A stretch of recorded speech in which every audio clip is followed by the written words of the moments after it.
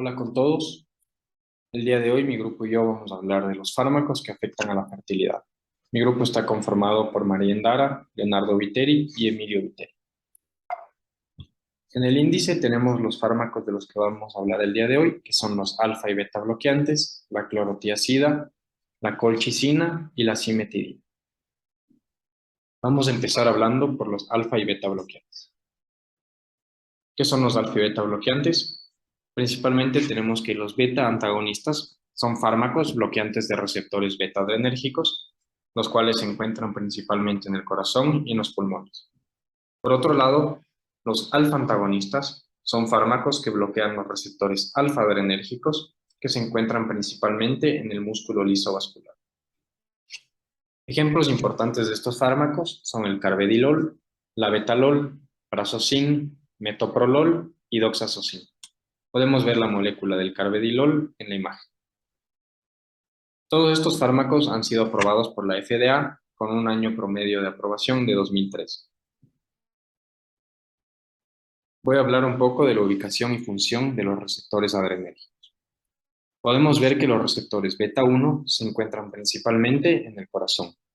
Aquí tienen un efecto inotrópico y cronotrópico positivo, es decir, que aumentan la contractilidad y la frecuencia cardíaca. Los receptores beta 2 se encuentran principalmente en el músculo liso respiratorio. Aquí causan relajación muscular, causando broncodilatación. En el otro lado tenemos a los receptores alfa 1. Estos se encuentran principalmente en el músculo liso vascular y también en el corazón. Aquí causan contracción muscular, al igual que un efecto inotrópico positivo sobre el corazón. Por último, los receptores alfa 2 los podemos encontrar principalmente en plaquetas y en el músculo liso vascular, donde causan agregación plaquetaria y vasoconstricción. Al hablar de farmacocinética y farmacodinámica, podemos ver que estos fármacos tienen una muy buena absorción en el tracto gastrointestinal. Tienen una biodisponibilidad absoluta de entre el 25 y el 35%. Y podemos ver que en este caso la comida sí afecta en la tasa de absorción de los fármacos. Al hablar de distribución, podemos ver que es sustancial hacia tejidos extravasculares y tienen un efecto importante intravascular. Muchos de estos tienen la capacidad para cruzar la placenta y se ve que hasta un 98% están ligados a proteínas plasmáticas. Todos estos fármacos tienen un metabolismo de primer paso extensivo. Su eliminación se da principalmente en heces en forma de metabolitos y se puede ver que en menos de un 2% se elimina en orina. En este caso, la excreción no se ve afectada por procesos de hemodiálisis. La vida media promedio de estos fármacos va entre 7 a 10 horas. ¿Cuál es el mecanismo de acción principal de estos fármacos? Podemos ver que estos son antagonistas competitivos de receptores beta y alfa adrenérgicos. Estos se unen competitivamente a los receptores y los bloquean, ya que son moléculas muy parecidas a las catecolaminas, sin embargo no tienen los mismos efectos. Principalmente disminuyen el gasto cardíaco, ya que disminuye la frecuencia cardíaca, la fuerza de contracción y la resistencia vascular periférica por la relajación muscular lisa. Estos tienen efectos diversos dependiendo del receptor estimulado, pero pueden afectar principalmente a los pulmones, al músculo liso que se encuentra en la vejiga, el útero, el tracto gastrointestinal, el sistema vascular y otros. Las principales toxicidades de estos fármacos son la sobredosis, en las que se pueden encontrar bradiarritmias, shock cardiogénico y broncoconstricción importante. Otros efectos tóxicos que se pueden encontrar son la hipoglicemia, la hipercalemia y efectos neurológicos como el delirio, coma y convulsión. Es importante notar que el retiro de estos fármacos debe ser gradual. Hay que ir bajando la dosis entre 7 a 10 días para prevenir efectos adversos. En caso de que exista un retiro súbito del fármaco, lo que se puede encontrar son taquiarritmias, hipertensión arterial de rebote e incluso síndrome coronario agudo. Las principales indicaciones de estos fármacos van a variar dependiendo del tipo. Los beta bloqueantes se indican principalmente en enfermedad coronaria, insuficiencias cardíacas compensadas, algunos tipos de arritmias cardíacas y en algunos casos de hipertensión arterial. Por otro lado, los alfa bloqueantes se indican en la hipertensión arterial, en la hiperplasia prostática benigna, ya que ayudan a relajar el cuello de la vejiga y la próstata, en algunos tipos de feocromocitoma y en emergencias hipertensivas. Estos fármacos tienen diversas interacciones con otras moléculas y sustancias. Las principales se pueden ver detalladas aquí, las cuales son el verapamilo, el diltiazem, el sildenafilo, la digoxina, la cimetidina, la clonetidina, la toronja, la hidroclorotiazida y la warfarina. Las principales contraindicaciones para el uso de estos fármacos son presencia de asma previa, ya que pueden provocar un broncoespasmo importante. Otras son bloqueo aurículo-ventricular de segundo o tercer grado, la presencia de shock cardiogénico, la aparición de enfermedad hepática, uso de medicación para disfunción eréctil y enfermedades renales. Otras precauciones que se deben advertir a los pacientes es sobre la sobredosis, pacientes embarazadas, pacientes que usan otros tipos de vasodilatador como el sildenafilo y el retiro espontáneo que no se debe hacer sino gradual, ya que puede causar efectos adversos importantes. ¿Cuáles son los efectos adversos principales de estos fármacos? Se pueden ver bradicardias, hipotensión ortostática, mareos y dolor de cabeza, priapismo en el caso del prazosin, eyaculación retrógrada y otros como la hipoglucemia y la hipercalemia que se vieron antes. ¿Cuáles son los principales mecanismos por los cuales estos fármacos pueden causar infertilidad? Principalmente hay 5. El primero es la eyaculación retrógrada. Esta se encuentra principalmente en el uso de alfa-antagonistas, ya que estos ayudan a relajar el cuello de la vesícula. Esto hace que cuando existe la eyaculación no salga hacia el exterior, sino que pueda regresarse hacia la vejiga y no tenga resistencia del músculo. Otro efecto importante es la disfunción eréctil vista en el uso de beta bloqueantes. Es importante notar esta, ya que muchos pacientes van a empezar medicación para la disfunción eréctil como el sildenafil. La combinación entre el sildenafilo y los beta bloqueantes puede ser potencialmente letal, ya que puede causar una hipotensión importante en el paciente. Un efecto importante que se ha visto es la presencia de oligospermia o azoospermia en el caso de beta bloqueantes. Otro es la disminución de volumen del semen y la concentración de espermatozoides en personas hipertensas que se controlan con beta bloqueantes o antagonistas de canales de calcio. Si hay una disminución del volumen y concentración del semen, va a ser muy difícil la fertilidad. Por último, tenemos daños en la movilidad espermática, que se han visto reportados también en hipertensos controlados con beta bloqueantes, al igual que antagonistas de canales de calcio. Ahora les voy a hablar sobre la clorotiazida. Con respecto a su definición, se sabe que es un diurético antihipertensivo del grupo de las tiazidas. Fue descubierto en 1957 por un grupo de científicos, entre ellos John Baer, Carl Bayer, Frederick Novello y James Sprague. Sin embargo, un año después, Stevens y Werner descubrieron la hidroclorotiazida, la cual demostró ser más eficaz y eficiente en los tratamientos que necesitaban agentes diuréticos. El 20 de agosto del 2020 se aprobó cambios en su etiqueta por medio de la FDA. Con respecto a su farmacocinética y farmacodinamia, tenemos que se absorbe en el tracto digestivo con una biodisponibilidad del 65%. Con respecto a su distribución, se conoce que es capaz de atravesar la barrera placentaria e incluso excretarse por la leche materna. También se conoce que es capaz de unirse en un 75% a las proteínas del plasma y también a las membranas de los hematíes. Con respecto a su eliminación, se conoce que es tanto renal como hepática y constituye una vía de eliminación menor. Se sabe que dentro de las 120 horas aproximadamente, el 70% de la dosis se excreta en la orina y por medio de las heces. Además que tiene una vida media de eliminación de 50 horas. Con respecto también a su eliminación, se sabe que después de una dosis oral, la diuresis comienza a las 2 horas, alcanzando un nivel máximo en aproximadamente 4 horas y durando alrededor de 6 a 12 horas. Se sabe que la clorotiazida no se metaboliza, pero se elimina rápidamente por el riñón, con una semivida plasmática de 45 a 120 minutos. Después de dosis orales, el 10 al 15% de la dosis es excretada sin cambios en la orina.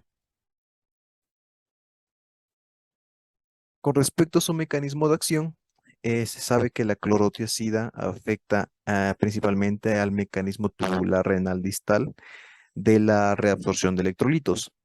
Eh, en la dosis terapéutica máxima, se sabe que todas las tiazidas son aproximadamente iguales en su eficacia diurética.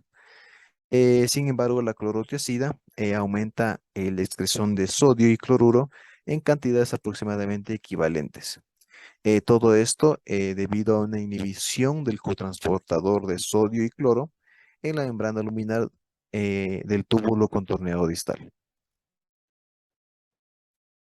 Con respecto a su toxicidad, no se han realizado hasta el día de hoy estudios de carcinogenicidad con la clorotiazida. Sin embargo, en pruebas in vitro se ha demostrado que no es mutagénica y tampoco induce a disunión mitótica. Se sabe que la clorotiazida no tuvo efectos adversos sobre la fertilidad en ratas hembras, a las cuales se les administró 60 miligramos por kilogramos al día, y tampoco afectó la fertilidad en ratas macho, a las cuales se le administró 40 miligramos por kilogramo al día. Estas dosis administradas equivalían al 1.5 veces la dosis máxima humana recomendada, demostrando que su nivel de toxicidad es bastante bajo a comparación de otros diuréticos.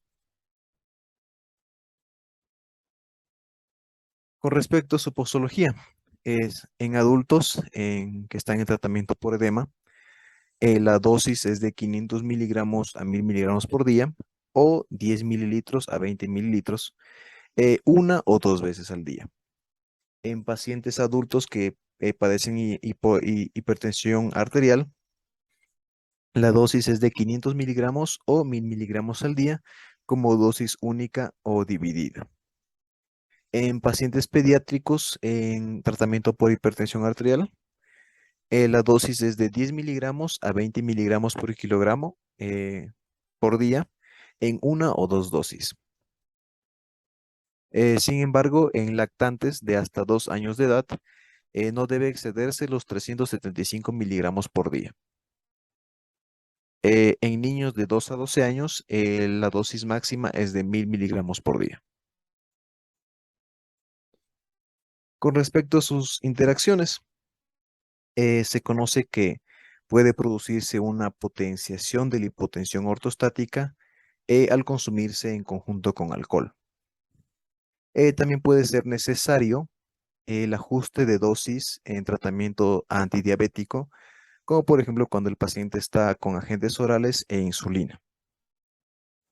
Con respecto a las resinas de colestiramina y colestipol, estos tienen el potencial de unirse a los diuréticos diacídicos y por lo tanto reducir su absorción por el tracto intestinal. Se conoce que la depresión de electrolitos en presencia de corticosteroides o ACTH puede intensificarse. Con respecto a fármacos aminas como por ejemplo la noripinefrina, se conoce que puede verse disminuida la respuesta de estas aminas presoras, pero no lo suficiente como para excluir el uso de este diurético. Con respecto al uso de relajantes musculares esqueléticos, como los no despolarizantes, como por ejemplo el tubo curarine, se puede mostrar tener una mayor respuesta a estos medicamentos al consumirse en conjunto con la clorotiazida. Con respecto al litio, se sabe que no debe administrarse con ningún tipo de diurético, ya que reduce el aclaramiento renal y esto aumenta y agrega un alto riesgo a la toxicidad por litio. Con respecto a los fármacos antiinflamatorios no esteroideos, incluidos los inhibidores selectivos de la ciclooxigenasa 2, COX-2, puede reducir el efecto diurético de la clorotiazida.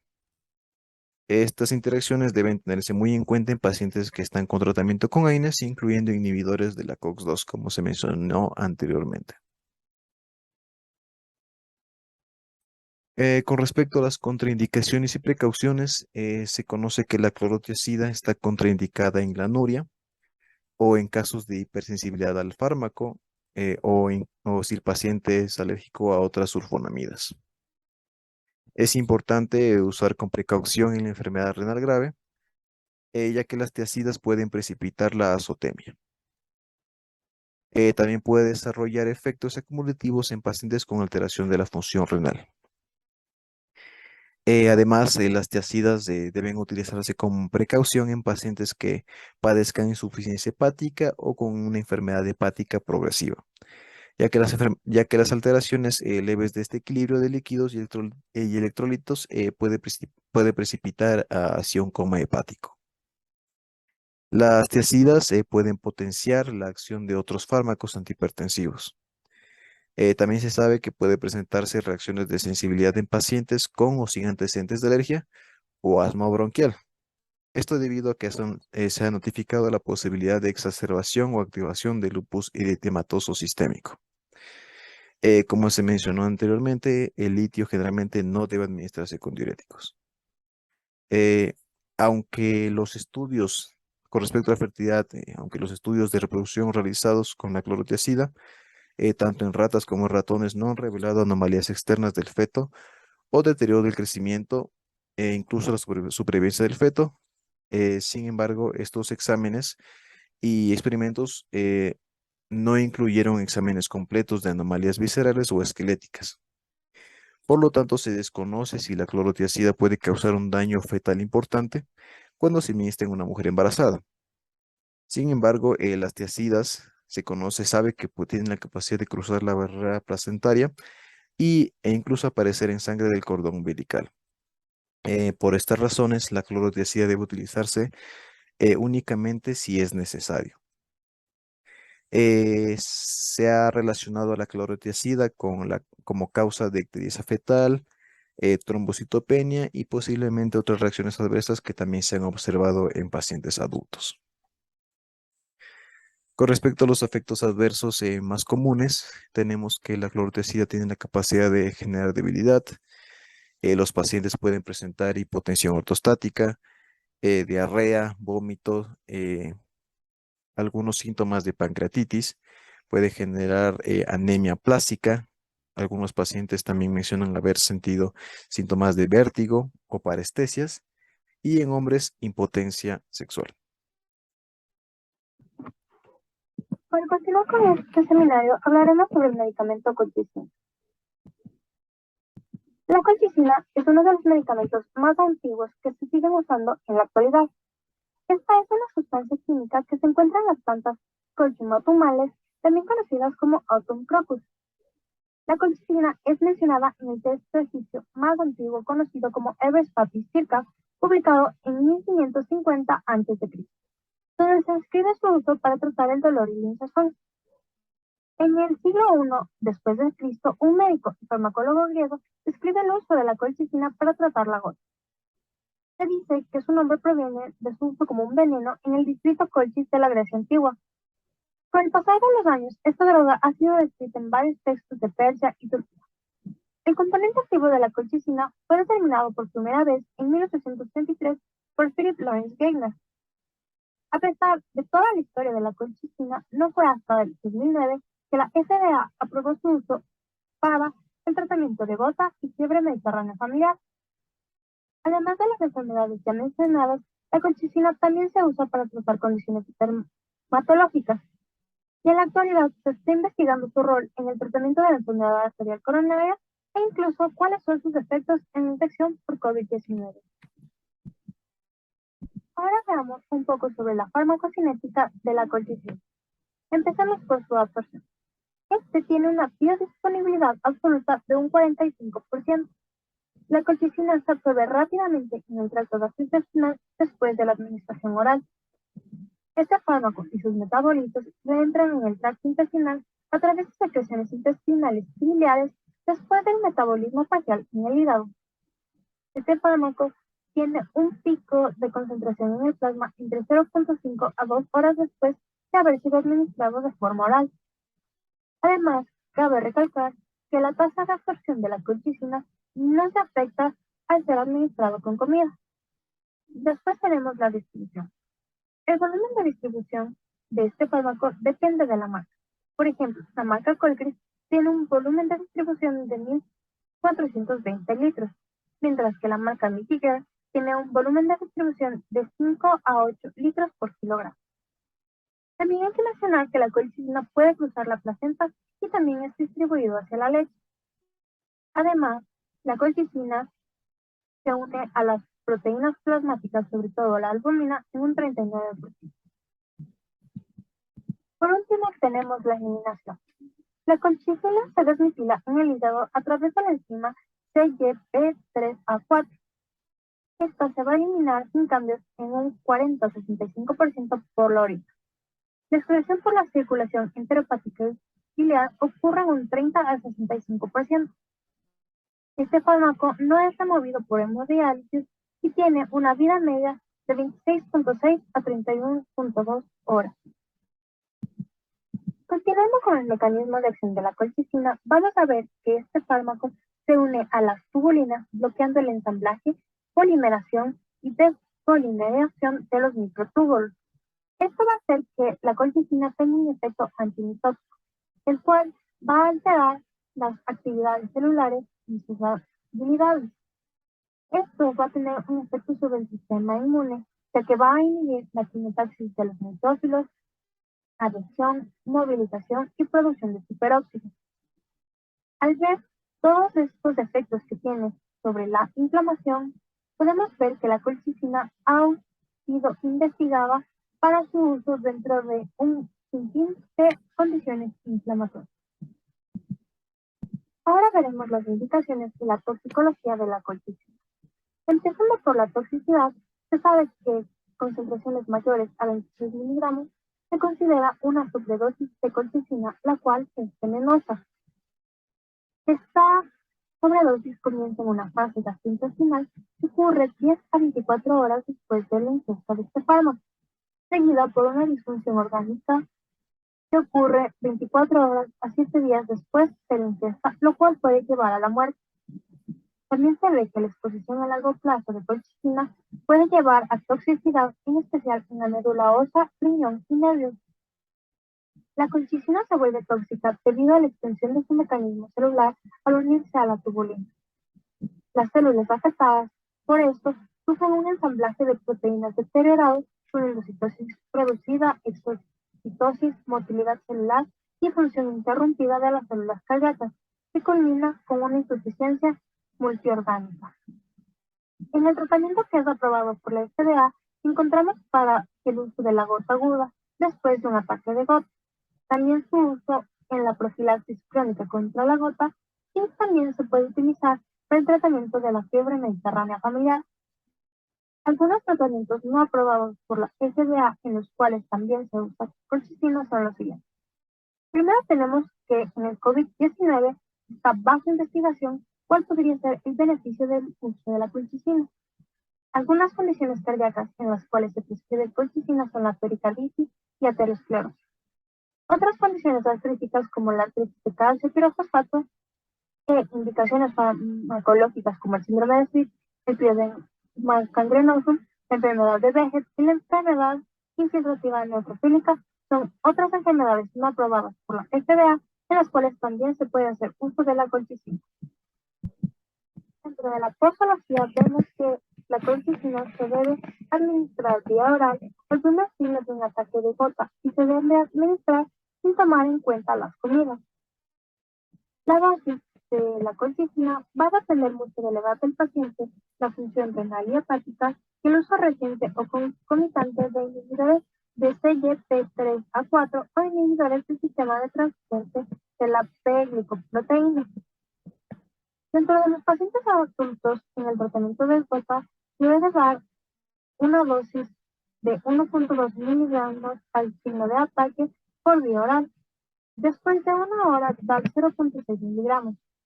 Hay que tomar en cuenta que no se debe exceder el 1.8 miligramos en periodos de una hora.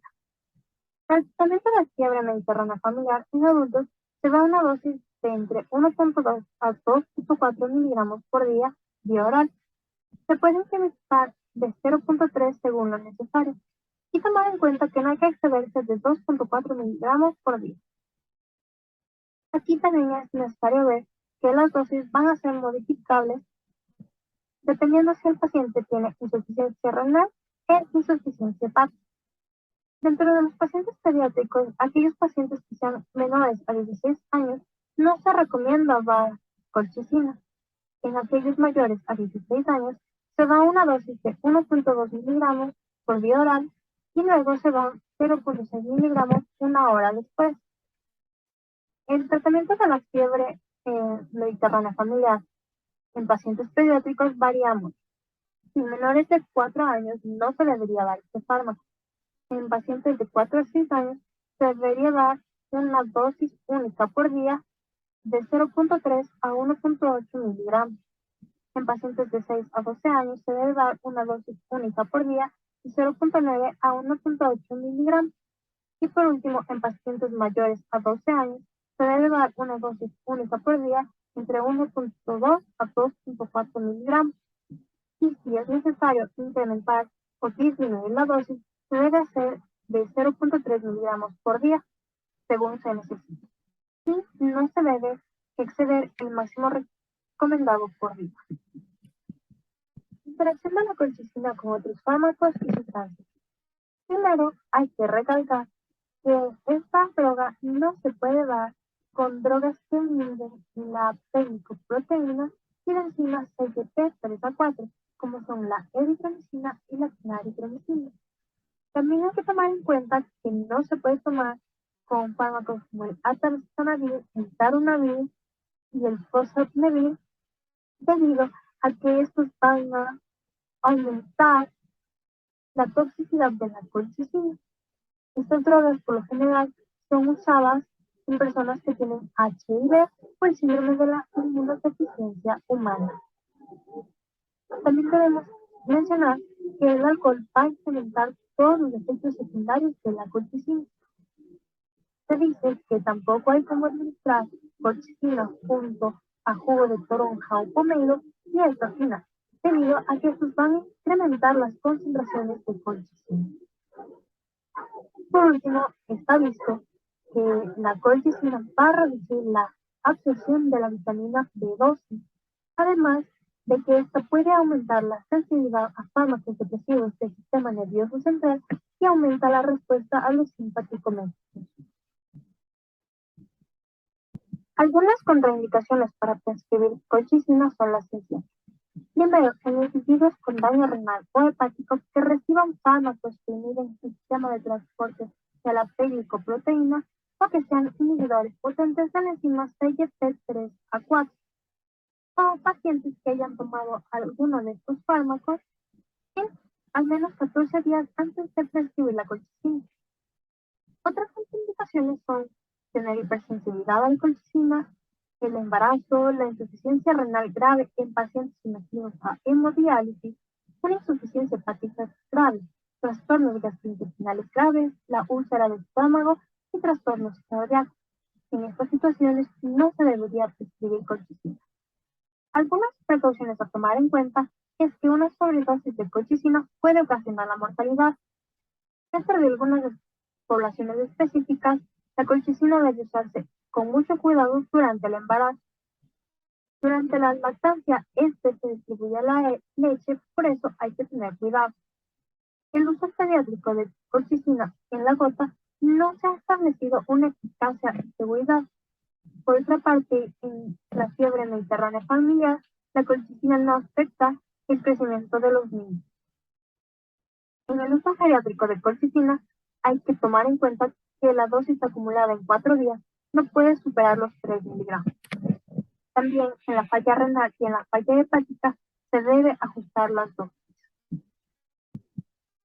Finalmente, vamos a ver los efectos adversos de la colchicina, entre los cuales se incluyen diarrea, náuseas, vómitos, dolor abdominal y toxicidad hepática. También tenemos la infertilidad. La colchicina detiene la división celular, por lo cual se ha reportado una disminución de la espermatogénesis en los humanos. Es decir, en los casos de la fertilidad masculina, la colchicina va a producir una azoospermia. Esta azoospermia es reversible una vez que se detiene el tratamiento con colchicina. Por otra parte, dentro de la fertilidad femenina, no se ha visto una clara relación entre la colchicina y la infertilidad femenina. Por último, vamos a hablar sobre la cimetidina. La cimetidina, que se vende bajo el nombre comercial de Tagamet, entre otros, es un antagonista del receptor vitamina H2, el cual inhibe la producción de ácido en el estómago. Este se usa principalmente en el tratamiento del reflujo y las úlceras pépticas. La cimetidina fue desarrollada en 1961, pero su uso comercial empezó en 1967. La cimetidina fue aprobada en el Reino Unido en 1966 y fue aprobada en los Estados Unidos por la FDA en 1979. En la farmacocinética de la cimetidina vamos a empezar por su absorción. Vemos que tiene una biodisponibilidad oral de 60 al 70%. El inicio de acción de la cimetidina por vía intravenosa es de 30 minutos, mientras que por vía oral es menor a 1 hora. La duración de este fármaco por vía intravenosa o intramuscular es de 4 a 5 horas, mientras que su duración por vía oral es de 4 a 8 horas. Hay que tomar en cuenta que la absorción va a ser disminuida si se la consume con comida. Por otra parte, la distribución, vemos que el volumen de distribución de la cimetidina en adultos es de 1 litro por kilogramo, mientras que el volumen de distribución en niños de 1 a 12 años es de 2,13 litros por kilogramo. Esta se va a distribuir hacia la leche y también tiene una unión a proteínas plasmáticas entre un 15 a un 20%. Dentro de la eliminación de la cimetidina, vamos a ver que este fármaco tiene un metabolismo hepático, en el cual va a inhibir ciertas enzimas microsomales, como son la enzima hepática CYP1A2, CYP2B6 y la enzima CYP3A4. También vemos que algunos de los metabolitos generados por este fármaco son la cimetidina sulfoxida y la 5-hidroximetilderivativa, el cual es un compuesto inactivo. Por último, vemos que la excreción por vía urinaria es entre el 48 al 75% y su excreción en las heces va del 2 al 3%, mientras que la eliminación por bilis es menor al 2%. Por último, vemos que la vida media de este fármaco es de 2 horas. Al hablar del mecanismo de acción de la cimetidina, tenemos que recordar que este fármaco es un antagonista del receptor vitamina H2. Lo que va a hacer es bloquear los receptores H2 de las células parietales gástricas, lo que va a llevar a una inhibición de las secreciones gástricas.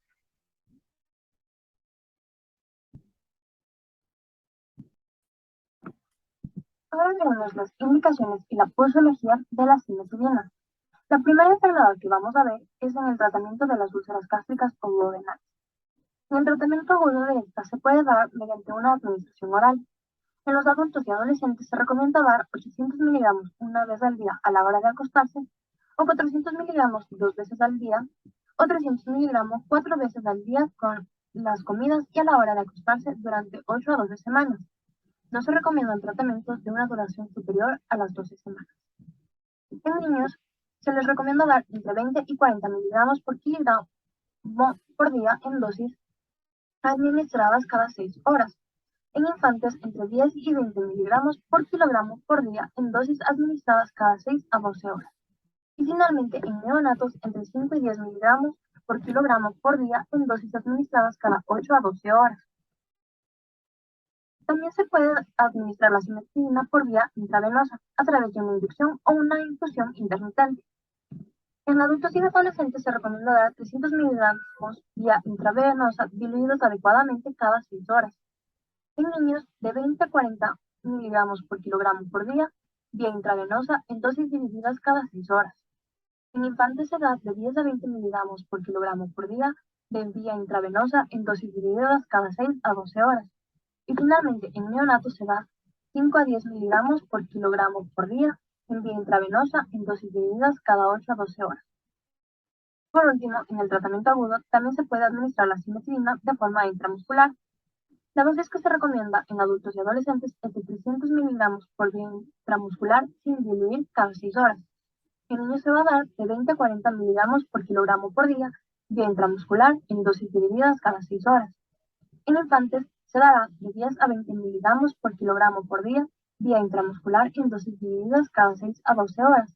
Y por último, en neonatos se dará de 5 a 10 miligramos por kilogramo por día vía intramuscular en dosis divididas cada 8 a 12 horas. El tratamiento de las úlceras gástricas o duodenales también puede ser de mantenimiento. En el tratamiento de mantenimiento nosotros daremos una administración oral de cimetidina. Las dosis que se recomiendan en adultos y adolescentes es de 400 miligramos una vez al día a la hora de acostarse. Ok, el siguiente que vamos a ver es el tratamiento del reflujo gastroesofágico. Aquí se recomienda dar una administración oral de cimetidina. La dosis para adultos y adolescentes es la siguiente: 800 miligramos 2 veces al día o 400 miligramos 4 veces al día durante 12 semanas. En niños se dará de 20 a 40 miligramos por kilogramo por día en dosis divididas cada 6 horas. En infantes, 10 a 20 miligramos por kilogramo por día en dosis divididas cada 6 a 12 horas. Y en neonatos, de 5 a 10 miligramos por día en dosis divididas cada 8 a 12 horas. El tratamiento de la tirosis, ardor en el estómago o dispepsia, también se puede dar vía administración oral. En adultos y niños mayores o iguales a 12 años, se recomienda dar 200 miligramos 30 a 60 minutos antes de los alimentos causantes de los síntomas.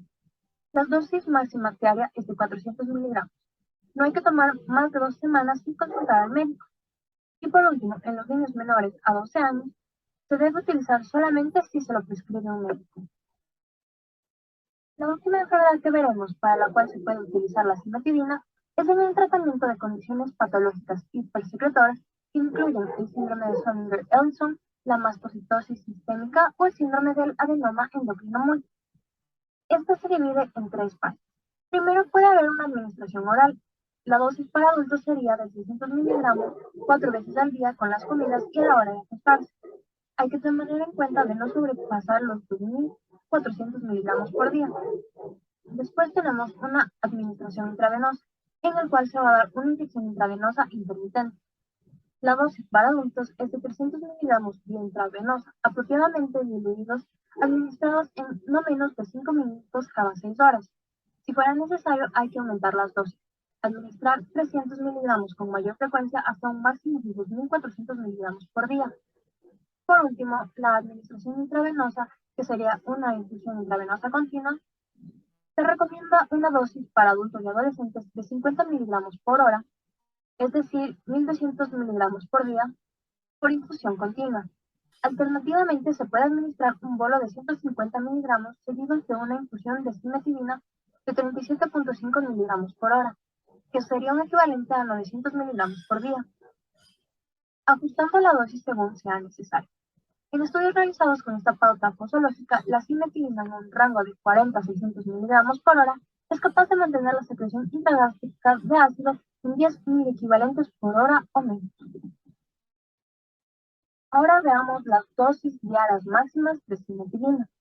En adultos, esta sería de 1.200 miligramos por vía oral para la mayoría de las indicaciones. Se puede dar hasta 2.400 miligramos por día para las condiciones patológicas y respiratorias. En ancianos, la dosis máxima sería de 1.200 miligramos por vía oral para la mayoría de las indicaciones, 1.600 miligramos por día para la enfermedad por reflujo esofágico y hasta 2.400 miligramos por día para condiciones patológicas hipersecresoras. En adolescentes se daría una dosis máxima de 1.200 miligramos por día por vía oral para la mayoría de las indicaciones, 1.600 miligramos por día para las enfermedades por reflujo esofágico y hasta 2.400 para las condiciones patológicas hipersecretoras. En niños se dará una dosis máxima de 40 miligramos por kilogramo por día por vía oral para la mayoría de indicaciones. En los infantes la dosis máxima es de 10 a 20 miligramos por kilogramo por día por vía oral. Y en neonatos la dosis máxima es de 5 a 10 miligramos por kilogramo por día por vía oral. Hay que tomar en cuenta que los pacientes con insuficiencia hepática tienen recomendaciones que varían de acuerdo al grado de insuficiencia hepática que presenta el paciente, pero no existen directrices cuantitativas disponibles. En general, debe ser administrada una dosis menor a los pacientes con enfermedad hepática grave, por ejemplo, la enfermedad de Charles-Bouc, que tendría un grado de cirrosis tipo C. Al ver la interacción entre la cimetidina con otros fármacos, hay que recordar que este es un medicamento que inhibe de forma no selectiva el metabolismo oxidativo hepático del citocromo P450. La cimetidina también inhibe las isoenzimas CYP1A2, CYP2C9 y CYP3A, y por lo tanto puede disminuir la eliminación de otros fármacos que se metabolizan a través de estas vías. También vemos que al inhibir el citocromo CYP450, la cimetidina puede disminuir el aclaramiento de los agonistas opiáceos, incluyendo el alfentanilo, el fentanilo, la hidrocodona, entre otros. La cimetidina también inhibe el metabolismo hepático de los siguientes anticonvulsivantes, como son la carbamazepina, la fosfenitoína y la fenitoína. Esto se encuentra que las concentraciones séricas de estos fármacos pueden aumentar produciendo efectos secundarios no deseados y aumentando la toxicidad de los mismos. El uso concomitante de la cimetidina con astemisol, cisaprida, fimosida o terfenadina está contraindicado, debido a la inhibición de su metabolismo con los correspondientes efectos sobre el intervalo QT y arritmias ventriculares, incluyendo un torcer de puntas y muerte. El aclaramiento de los beta-bloqueantes puede ser reducido por la cimetidina, incluyendo el acebutolol, el aprenolol, entre otros. Igualmente, el metabolismo de los antagonistas de los canales de calcio como diltiazem, felodipina y isradipina, entre otros, es inhibido por la cimetidina. La administración concomitante de cimetidina y warfarina va a aumentar el INR y puede inducir un sangrado moderado a severo en algunos pacientes. Por último, también vemos que los medicamentos catiónicos como la cimetidina pueden disminuir el aclaramiento renal de la metformina debido a la competencia por los sistemas de transporte tubulares renales. Ahora, con respecto a las contraindicaciones y precauciones de la cimetidina, se sabe que está contraindicado durante el embarazo y la lactancia. De igual manera, está contraindicado en pacientes que padezcan insuficiencia renal o hepática, tanto crónica como aguda. Se debe tener algunas precauciones, ya que la cimetidina tiene la capacidad de inhibir el sistema enzimático microsomal hepático. No, la cagué. Repetimos, 1, 2, 3. Ahora, con respecto a las contraindicaciones y precauciones de la cimetidina, se conoce que está contraindicado durante el embarazo y la lactancia, ya que tiene la capacidad de atravesar la barrera placentaria y transmitirse al bebé. También está contraindicado en pacientes que padezcan insuficiencia renal o hepática, tanto aguda como crónica. Las precauciones, es importante saber que la cimetidina tiene la capacidad de inhibir el sistema enzimático microsomal hepático P450. Además, tiene la capacidad de inhibir la eliminación de ciertos medicamentos anticonvulsionantes como por ejemplo la carbamazepina, la fosfenitoína y la fenitoína. También puede inhibir la enzima gástrica alcohólisis hidrogenasa, lo cual puede ocasionar una acumulación de este producto aumentando el riesgo de intoxicación por alcohol. Y como precaución final, tiene la capacidad de elevar el pH gástrico, desencadenando síntomas intestinales. Finalmente, con respecto a los efectos adversos, tenemos que la cimetidina puede generar en algunos pacientes síntomas de cefalea. A nivel gastrointestinal puede causar diarreas, estreñimiento. A nivel del sistema nervioso central y emocional puede causar depresión en algunos pacientes. A nivel cardiovascular puede generar arritmias. A nivel hematógeno puede generar neutropenia o leucopenia. Y en hombres, en el 1% de los pacientes se ha presentado el signo de ginecomastia. Eso es todo. Muchas gracias por su atención. Y aquí tenemos la bibliografía. Gracias.